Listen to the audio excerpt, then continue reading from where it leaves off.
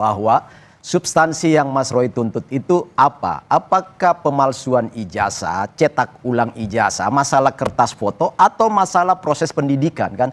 Karena terminologi saya udah berkali-kali ketemu Mas Roy diskusi di berbagai media TV, saya bilang kalau kita baca di Permen 50, saya catat di sini Dikbud Ristek 50 tahun 2024, itu terminologi atau definisi dari ijazah itu keaslian adalah sebuah penghargaan. Ya, ijazah itu simbol penghargaan terhadap proses formal yang dilewati oleh seseorang pada institusi resmi yang disahkan oleh negara dari awal sampai akhir. Ditahan dulu Mas Roy.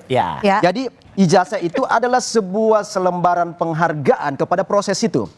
Pertanyaannya adalah nggak mungkin lembaran penghargaan dalam bentuk ijazah itu terbit kalau proses itu ilegal, proses itu cacat, proses itu nggak dilalui dari awal sampai akhir. Nah, Pak Jokowi kan sudah berkali-kali bahkan kesaksian semua lembaga-lembaga formal, mulai dari UGM, KPU, Kementerian Pendidikan, bahkan Bareskrim Polri sudah mengatakan itu nggak ada pemalsuan, nggak ada, semuanya legal. Legal itu artinya sah proses itu. Yang kedua, kalau Mas Roy tadi menjelaskan soal buramnya foto, itu kan pertama, kalau dibilang fotonya Pak Jokowi di ijazah itu masih terang benderang, sangat terang, terlalu terang. Ya, sangat terang, masih cerah. Karena pertama gini, itu pencetakan foto ijazah itu memang kualitas kertasnya itu harus kualitas terbaik, sama dengan saya asumsikan dengan mencetak uang itu harus kualitas terbaik karena air apa segala macam dia harus tahan terhadap luntur apa segala. Karena ijazah itu adalah sebuah stempel legal dari sebuah proses yang akan dimanfaatkan orang ini dalam kehidupannya sepanjang seumur hidup.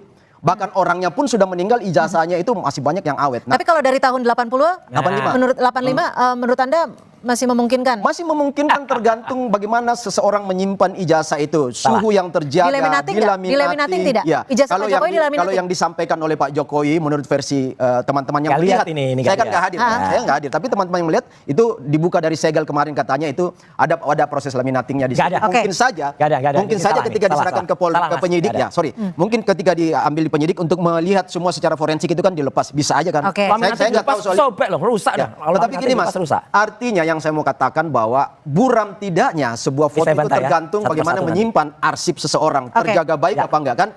Itu terlalu kecil untuk menyatakan dari salah satu fakta bahwa foto buram atau cerah lalu mengatakan itu palsu. Itu yang saya mau. Gimana Mas?